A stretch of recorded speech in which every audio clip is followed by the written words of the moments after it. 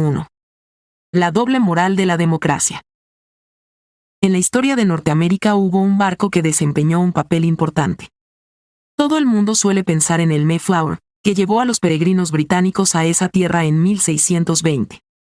Pero un año antes, otro barco llegó al puerto de la colonia de Virginia. Marcó el comienzo de una época fundamental, que también fue una de las más trágicas. ¿Qué ocurrió en 1619? En agosto, el White Lion llegó a las costas de América, llevando varias decenas de africanos cautivos. Fueron vendidos a los habitantes de Virginia, convirtiéndose en los primeros de los millones de personas que se considerarían esclavizadas en este territorio en los 250 años posteriores. Antes de la Segunda Guerra Mundial, esta migración forzada se consideraba la más masiva. Los esclavos aportaron conocimiento sobre el cultivo agrícola, el tratamiento de enfermedades raras y la creación de artesanía. Con su trabajo, desarrollaron la economía y construyeron instituciones que honraron a la joven nación estadounidense y a la democracia.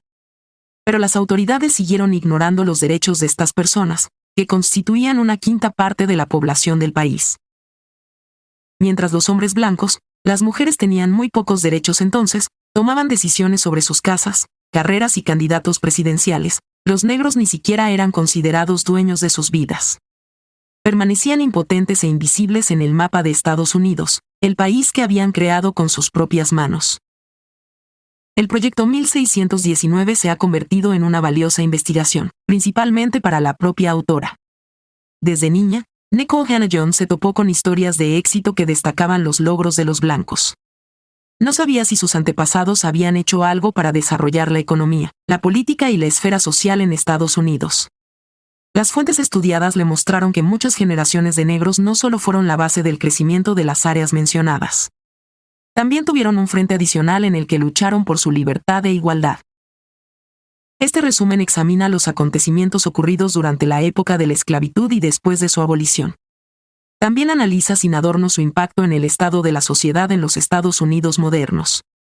Cada sección contiene hechos verídicos para permitir que los lectores saquen sus propias conclusiones. ¿Sabías que? Una encuesta del diario The Washington Post de 2019 demostró que la mayoría de los estadounidenses saben muy poco sobre la historia de la esclavitud. No tienen conocimientos suficientes para compartirlos con sus hijos y no consideran necesario estudiar este tema. Punto clave 2. ¿De dónde procede el concepto de raza? La gente necesita categorizar distintas áreas de su vida para sentir que tiene el control.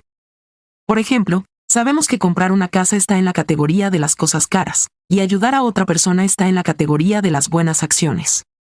Pero hay un matiz esencial en la categorización. La sensación de control no debe proporcionarse calificando a otras personas. Está prohibido evaluar el valor de la vida de una persona colocándola en una categoría específica y comparándola con otras.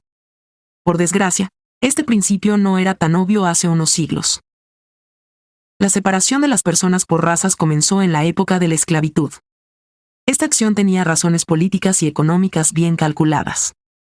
Cuando un hombre blanco mantenía relaciones sexuales con una mujer negra, resultaba complicado determinar el estatus de sus hijos, obtenían derechos como su padre o permanecían en la misma posición que su madre. Las normas adoptadas eligieron la segunda opción. Los niños recién nacidos heredaban la raza de las madres y seguían siendo personas esclavizadas, lo que permitía a los esclavizadores aumentar la cantidad de mano de obra gratuita. Las mujeres negras, que no podían protegerse a sí mismas, ni a sus cuerpos, ni a sus hijos, se encontraban en la situación más terrible. Varios siglos después, la gente seguía teniendo problemas con los deseos maníacos de distribuir a cada uno en su lugar.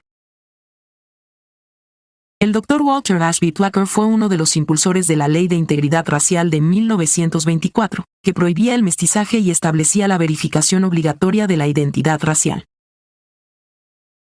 Plucker creó un grupo de médicos, administrativos e incluso enterradores para que le ayudaran a hacer cumplir la ley. ¿Cómo fue posible la creación de semejante documento en el siglo XX? Eran ecos de la época colonial. Por aquel entonces, el sexo y la raza de una persona seguían desempeñando un papel decisivo en diversos ámbitos. La ley no se prohibió hasta 1967, cuando el Tribunal Supremo estadounidense la anuló como documento penal. Sin embargo, podemos sentir la influencia de esta legislación incluso ahora. Por ejemplo, cuando rellenamos ciertos documentos y nos encontramos con un párrafo en el que se nos pregunta a qué raza pertenecemos. Sigue siendo una incógnita por qué se necesita esta información y cómo se utilizará, para estadísticas o para una mayor categorización de las personas. Punto clave 3. El miedo conduce al comportamiento violento. ¿Cómo es posible desear algo que no conoces? ¿Cómo pueden las personas que no son libres al nacer desear la libertad cuando no está prevista para ellas? Su deseo indica que la libertad siempre ha sido un valor universal que debería estar al alcance de todos. Pero los esclavizadores no hacían estas deducciones. No pensaban que estuvieran violando los derechos humanos, solo temían perder algún día el control sobre los negros. Si eso ocurría, los esclavizados ganarían poder y podrían empezar a vengarse. En 1669, una ley otorgó poder ilimitado a todo hombre blanco sobre su pueblo cautivo en la colonia de Carolina. Podían ser vendidos a otros esclavizadores, ser obligados a trabajar muchas horas y estaban mal alimentados. Pero lo que es más grave y peligroso, podían ser castigados de cualquier forma por el más mínimo error. Así pues, los blancos controlaban a los que consideraban de su propiedad e intentaban protegerse de posibles disturbios. Su temor llegó a ser tan grande que en las primeras décadas de 1700 crearon patrullas especiales para mantener el orden y controlar los rumores de altercados inminentes. Se impuso una multa de 40 chelines por la falta de control adecuado de todas las actividades de los negros. A pesar de ello, a veces los esclavos conseguían rebelarse contra la injusticia que sufrían. Pero estas acciones siempre iban seguidas de una reacción violenta. En Carolina del Sur, en 1739, decenas de africanos esclavizados empezaron a atacar las plantaciones, matando a los esclavizadores e invitando a otros a unirse a sus filas. Todos los rebeldes fueron localizados y ejecutados públicamente. Al año siguiente, apareció una ley: todos los esclavos tenían que obedecer las órdenes de sus dueños. También se prohibió a los negros salir solos de sus lugares de trabajo y reunirse en grupos de más de 3 personas. Siempre se los trató como delincuentes en potencia e infractores de las normas establecidas por los blancos. Eran castigados por lo que no hacían para evitar lo que podían hacer. Afortunadamente, ni siquiera esto pudo frenar su deseo de conseguir la libertad. Si cualquier hombre blanco del mundo dice dame la libertad o dame la muerte, todo el mundo blanco aplaude. Cuando un negro dice exactamente lo mismo palabra por palabra, se le considera un criminal y se le trata como tal. James Baldwin. Punto clave 4. La ciudadanía es una oportunidad para dar voz a la libertad. Las personas tienen más derechos y oportunidades de desarrollo cuando su país de residencia las reconoce como ciudadanos. Parece algo evidente, ¿verdad? Pero, como demuestra la historia, las personas que construyeron un nuevo estado con sus propias manos podían ser consideradas un lugar vacío. Los negros tendrían un sentimiento de pertenencia, justicia y seguridad si fueran aceptados como miembros de la sociedad estadounidense. La primera prueba documentada de ciudadanía procede de la antigua Grecia. Allí, el estatuto oficial de ciudadano de una ciudad solo podían recibirlo los hombres adultos libres. Hasta la década de 1820, el gobierno estadounidense no pudo determinar qué estatus debían tener las personas esclavizadas.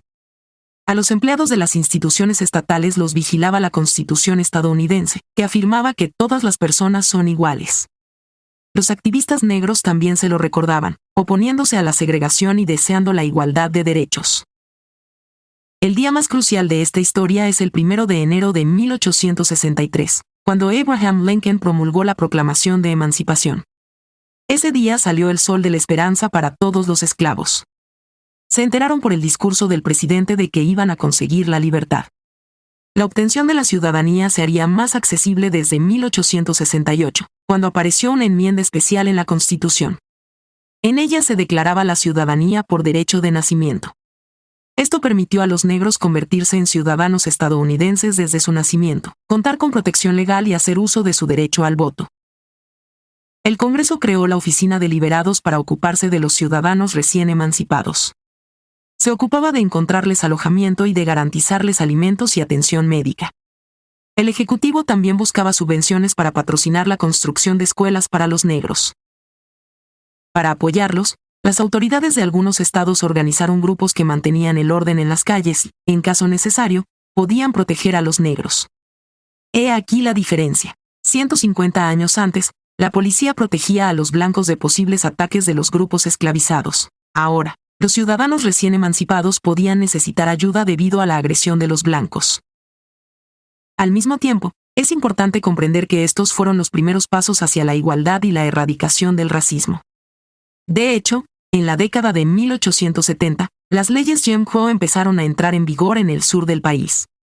Su objetivo era privar a las personas liberadas de sus derechos y oportunidades de desarrollo. Estos drásticos cambios legislativos aparecerán en las décadas siguientes, permitiendo a los negros un escaso poder político o arrebatándoles esta posibilidad. Punto clave 5. ¿Crees en Dios? Sí, no te equivocas. Es hora de hablar de Dios o de dónde estaba cuando los negros fueron esclavizados y el valor de su vida se redujo a cero. Cuando fueron llevados a la fuerza a Estados Unidos, solo conservaron su cultura oral y sus creencias en las nuevas condiciones. Como consecuencia de ello, los blancos los consideraban paganos y justificaban la crueldad hacia ellos. Pero con el tiempo, debido a la pérdida de conexión con sus raíces, los afrodescendientes olvidaron sus tradiciones. Se convirtieron al cristianismo y bautizaron a sus hijos. ¿Cómo podían convertirse al cristianismo pero seguir siendo esclavos? Los esclavizadores adoptaron leyes locales para evitar estos problemas que permitieron a la Iglesia seguir introduciendo el cristianismo ignorando la condición de esclavos de sus feligreses. Afortunadamente, la difusión de los evangelios, la aparición de predicadores negros y el acceso a una educación mínima permitieron a la gente pensar en cuestiones de libertad y ayuda mutua. Cuando tuvieron la oportunidad de organizar comunidades eclesiásticas, aprovecharon estas reuniones para denunciar la aparente hipocresía de los estadounidenses. Les enfurecía el absurdo. Personas que se llamaban a sí mismas cristianas habían esclavizado y privado de todos los derechos a quienes creían en el mismo Dios. En el siglo XX, algunos de los oradores más influyentes sobre los derechos de los negros fueron el predicador James H. Cone y Martin Luther King Jr. La gente creó las primeras organizaciones políticas basándose en sus comunidades religiosas. Por ello, las iglesias de los ciudadanos recién emancipados cayeron bajo el viejo pero no olvidado temor de los blancos. Temían la toma del poder, los disturbios y la violencia. Por supuesto, la ley puede decretar que todas las personas sean libres e iguales en derechos a partir de un día determinado. Pero hace falta mucho esfuerzo y tiempo para que todos estén de acuerdo y crean sinceramente en tales ideas. Durante las siguientes décadas, las iglesias se convirtieron en lugares en los que se pronunciaban discursos sobre la necesidad de que los blancos fueran perdonados, se pedía venganza y se promovía el nacionalismo negro. Experimentando una intensa decepción, los recién emancipados intentaron devolver los sentimientos de compasión y amor con la ayuda de la fe. Punto clave 6. De la investigación falsa a los servicios médicos limitados.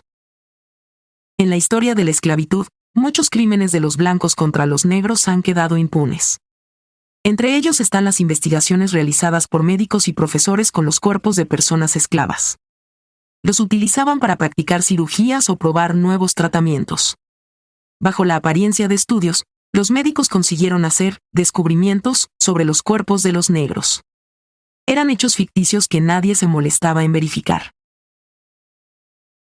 En 1787, en su tratado, el Dr. Benjamin Moseley, refiriéndose a supuestos subjetivos, argumentó que los negros soportan el dolor más fácilmente que los blancos. Tales conclusiones pseudocientíficas acompañaron el desarrollo de teorías racistas sobre una diferencia significativa en la estructura de los cuerpos. Su peligrosa influencia se dejó sentir incluso después de la Guerra Civil. Además de los problemas con el suministro de alimentos, los recién emancipados sufrían la imposibilidad de recibir una atención médica decente. Al mismo tiempo, los médicos sabían que las condiciones insalubres y la falta de vacunas eran inaceptables. Pero debido a los estereotipos racistas imperantes, seguían creyendo que los negros necesitaban menos cuidados, por lo que atendían primero a los blancos. La situación del acceso a los tratamientos empezó a cambiar cuando la Oficina de Hombres Libres abrió su división médica para proporcionar a los nuevos ciudadanos acceso a hospitales y consultas. Y en 1895 apareció la Asociación Médica Nacional, NMA, la primera organización de médicos negros.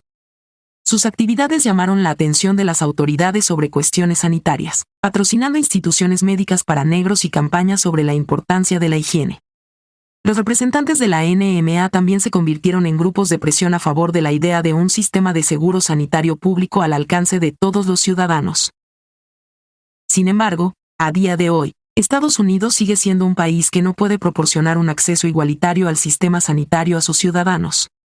La pandemia de coronavirus lo demostró.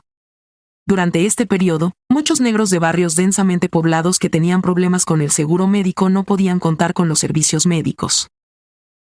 Queda por reconocer que el estatus, el país de origen y la pertenencia a una raza determinada siguen desempeñando actualmente un grave papel en algunas áreas del desarrollo de Estados Unidos. Cuanto antes dejen de negarlo las autoridades y la población del país, antes empezarán a actuar para cambiar esta situación. Punto clave 7. El patrimonio musical como entretenimiento. Lo único que envidiaban los blancos era la música de los negros. Sin sus tradiciones musicales, el mundo nunca habría oído el blues, el jazz y el rock and roll. Antes de que los primeros africanos cautivos pisaran suelo americano en 1619, los blancos nunca habían oído melodías y canciones tan inusuales. Durante el trabajo en las plantaciones, los procesos de construcción y las reuniones nocturnas en torno al fuego, los esclavos cantaban canciones que traían de su tierra natal. De este modo, se transmitían historias orales, creaban baladas y se comunicaban mientras trabajaban. Era su única oportunidad de hacer que su vida sonara y se escuchara. Durante algún tiempo, los negros no tuvieron la oportunidad de utilizar instrumentos musicales. Solo se acompañaban de su voz y de los sonidos de la naturaleza. Cuando los negros se familiarizaron con el cristianismo, empezaron a incluir historias bíblicas en sus canciones. De repente, esos sonidos espirituales resultaron cada vez más atractivos para los blancos, que querían tener la posibilidad de escuchar esas composiciones. Así que empezaron a grabar melodías para autoproducirse. En 1867 apareció la primera colección de canciones de esclavos de Estados Unidos. La música también permitió a los recién emancipados pasar tiempo en los mismos lugares que los blancos. Pero se trataba de pistas de baile o salones donde los primeros trabajaban y tocaban instrumentos musicales después de su trabajo principal, mientras que los segundos descansaban y se divertían. Este es un punto importante. La música negra se trataba exclusivamente como entretenimiento. Por ello, las carreras de Louis Armstrong, Ella Fitzgerald, Nina Simone y otros brillantes intérpretes solo empezaron a adquirir valor con el tiempo. La conciencia de que sus letras, su interpretación y su acompañamiento instrumental son únicos apareció con la conciencia de que las personas emancipadas merecen respeto y el derecho a desarrollarse profesionalmente. Punto clave 8. Acciones que generan un cambio de paradigma en el pensamiento. El 1 de febrero de 1960, 4 estudiantes negros de la Universidad Estatal Técnica y Agrícola de Carolina del Norte se acercaron a un mostrador. Se detuvieron cerca de un cartel de «Solo para blancos» y pidieron café. Nadie iba a satisfacer su petición, pero esto no les impidió pasar todo el día cerca del mostrador. El proyecto 1619 presenta un relato corto sobre este día escrito por la novelista estadounidense Terry McMillan. Su texto desde detrás del mostrador describe con riqueza los sentimientos que experimentó el empleado del mostrador mientras observaba a los 4 estudiantes. Él, como sus valientes visitantes, también era negro. Sintió pánico cuando vio que sus invitados se acercaban al cartel de «Solo blancos». El empleado ignoró su pedido de café y al principio ni siquiera los miró a los ojos. No entendía cómo era posible semejante acto. Por otra parte, ¿quién puso el cartel junto a este mostrador y por qué? ¿Quién decidió que los negros y los blancos no pueden comer en la misma mesa? El empleado no conocía las respuestas a estas preguntas, pero ahora estaba seguro de que algo había cambiado radicalmente en su mente y en su percepción de la vida. Así que cuando el mostrador se quedó vacío, se preparó un café y decidió tomar asiento junto al cartel. La policía se llevó a los 4 estudiantes. Pero volvieron al día siguiente. Junto con ellos, personas de otros estados iniciaron sentadas en locales de comida. Por favor, recuerda los nombres de estos 4 jóvenes: David Richmond, Franklin McCain, Joseph McNeil y Esau Blair. Fueron algunas de esas almas valientes que no tuvieron miedo de dar un paso al frente y demostrar a los demás que las cosas podían ser diferentes. Afortunadamente, el número de estas historias de éxito empezó a aumentar cada año. Durante el verano de 1960, muchos comedores de los estados del sur se hicieron accesibles a todo el mundo, independientemente de su raza. Conclusión. De 1619 a 1863, reinaron tiempos oscuros en Norteamérica. Durante varios cientos de años, este territorio estuvo dominado por la segregación, los datos falsos y el trato cruel a cierto tipo de personas. Este pasado no puede borrarse de la memoria ni eliminarse de los libros de historia. Los ciudadanos aún sienten sus huellas en la vida cotidiana de este país moderno de democracia y libertad. No tiene sentido evitar los debates sobre el tema de la esclavitud. La gente debe reconocer esta época como una gran herida para la humanidad y darse cuenta de su deber con los negros. Sus servicios a la nación estadounidense no pueden sobreestimarse. Su trabajo, perseverancia, herencia cultural y lucha contra la injusticia influyeron directamente en el desarrollo de Estados Unidos. Durante todo este tiempo, los recién emancipados comprendieron que a menudo estarían solos en sus intentos por hacer valer sus derechos. Tuvieron que tomar medidas activas por su cuenta para hacer visible su presencia en la sociedad. Incluso hoy en día, los negros comprenden que ampliar paralelamente sus derechos y su acceso a los servicios puede aumentar los actos injustos contra ellos. Ha llegado el momento de demostrarles que no están solos en su lucha por la libertad, la igualdad y la presencia en la vida del Estado. Por desgracia, no podemos cambiar el pasado. Pero el futuro es susceptible de cambio. Puede ser realmente brillante para todos si cada ciudadano elige acciones en lugar de silencio y no permite que se repitan los errores anteriores. Aunque la historia es lo que ocurrió, también es igual de importante que pensamos sobre lo que ocurrió y que desenterramos y elegimos recordar sobre lo que ocurrió. Nikole Hannah-Jones. Prueba esto.